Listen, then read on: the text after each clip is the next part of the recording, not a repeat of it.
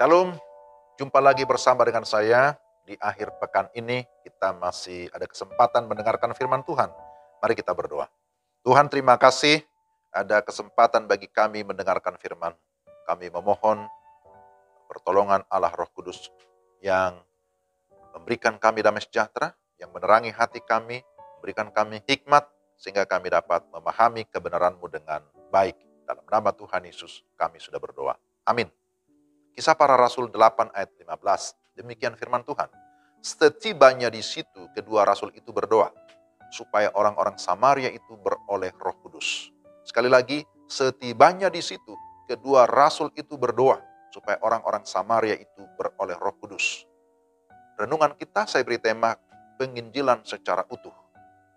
Saudara yang terkasih dalam Tuhan, Kisah Para Rasul ditulis oleh Lukas, penulis yang sama yang juga menulis Injil Lukas. Dari laporan Lukas kita dapat menyimpulkan bahwa Simon si tukang sihir, sebagaimana yang dikisahkan dalam Kisah Para Rasul 8 ini, telah menjadi percaya melalui pelayanan Filipus. Dalam Kisah 8 ayat 13 disebutkan, Simon sendiri juga menjadi percaya dan sesudah dibaptis, ia senantiasa bersama-sama dengan Filipus dan takjub ketika ia melihat tanda-tanda dan mujizat-mujizat besar yang terjadi. Tangan Tuhan nyata berkarya melalui mujizat yang menyertai pemberitaan Filipus. Simon pun takjub melihat kuasa Allah yang dinyatakan melalui pelayanan Filipus. Lalu terjadilah kebangunan rohani di Samaria. Kuasa Allah nyata dan Injil diterima di sana. Maka sangatlah besar sukacita dalam kota itu. Itu yang dinyatakan di dalam ayat yang ke-8.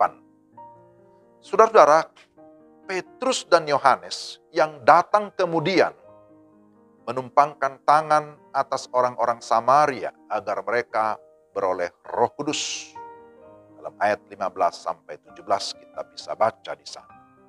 Melihat hal itu, Simon tertarik untuk memperoleh kuasa yang mereka miliki. Ia ingin bisa melakukan apa yang mereka lakukan. Ia malah bersedia membeli kuasa itu. Mungkin ini aneh buat kita. Namun kalau kita perhatikan latar belakang Simon, sebenarnya hal itu tidak mengejutkan. Mengapa?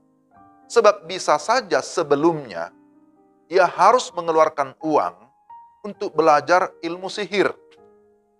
Sebelum dia bertobat, Simon ini adalah tukang sihir. Jadi ia mengira bahwa ia perlu membayar kedua rasul itu, yaitu Petrus dan Yohanes, agar dapat memiliki ilmu ajaib, tanda kutip ya, ilmu ajaib itu. Sebenarnya bukan ilmu ajaib, tapi itu adalah kuasa Tuhan. Masalahnya, ia tidak paham bahwa kekristenan dan sihir adalah dua dunia yang berbeda, bagaikan terang dan gelap. Maka, teguran keraslah yang kemudian ia terima dari Petrus. Bagi Petrus, ini adalah masalah serius. Permintaan Simon menunjukkan kesalahpahaman konsep Kristen, bahwa kuasa yang dimiliki para rasul untuk melayani sesungguhnya itu adalah anugerah dari Tuhan, bukan dibeli, dan sebaliknya tidak dapat dibeli. Pertobatan Simon ternyata belum membersihkan konsep-konsep yang berlawanan dengan ajaran Kristen. Ia masih berpikir seperti ketika ia masih menjadi tukang sihir. Saudara-saudara, ini tentu menjadi pelajaran yang sangat penting bagi gereja, bagi orang-orang percaya, bagi para penginjil, bagi para misionaris dalam mengabarkan Injil. Perlu dengan jelas dipahami bahwa pertobatan seharusnya merupakan perubahan radikal. Bukan hanya tingkah laku, tetapi juga konsep dan pola pikir harus diubahkan. Maka bila seluruh kebenaran Injil tidak dapat disampaikan hanya melalui satu KKR atau kebaktian kebangunan rohani, atau penginjilan pribadi, maka selanjutnya gereja harus bertanggung jawab untuk mengupayakan tindak lanjut.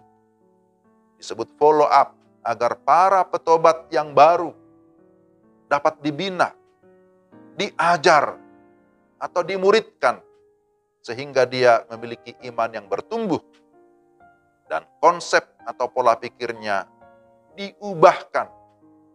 Penginjilan harus dilakukan secara utuh, bukan hanya percaya dan menerima Yesus, lalu stop di situ. Tetapi terus harus diajar, sehingga dia memiliki konsep yang utuh tentang kebenaran firman Tuhan, tentang kebenaran Alkitab, tentang iman Kristen. Saya kira ini adalah hal yang penting yang harus diperhatikan oleh gereja. Bahwa penginjilan memang harus dilakukan, tetapi penginjilan yang sifatnya utuh, penginjilan yang atau pelayanan misi yang bersifat holistik harus dilakukan. Mari kita berdoa. Tuhan, terima kasih firman-Mu hari ini memberikan kami keteguhan bahwa di dalam Yesus Kristus ada kepastian keselamatan. Tetapi juga bagi kami yang sudah dalam Kristus, kami harus terus belajar memahami ajaran Kristus secara utuh. Memahami dan mau terus hidup di dalam firman, supaya dengan demikian konsep atau pola pikir kami juga diubahkan sesuai dengan kebenaran firman, sesuai dengan kehendak Tuhan. Pimpinlah kami ya Tuhan, supaya kami dapat menjalani hidup ini senantiasa hanya berpedoman kepada kebenaran firman yang Tuhan sudah nyatakan bagi kami. Dalam nama Tuhan Yesus kami sudah berdoa. Amin. Demikian renungan kita hari ini. Tuhan memberkati saudara-saudara sekalian. Shalom.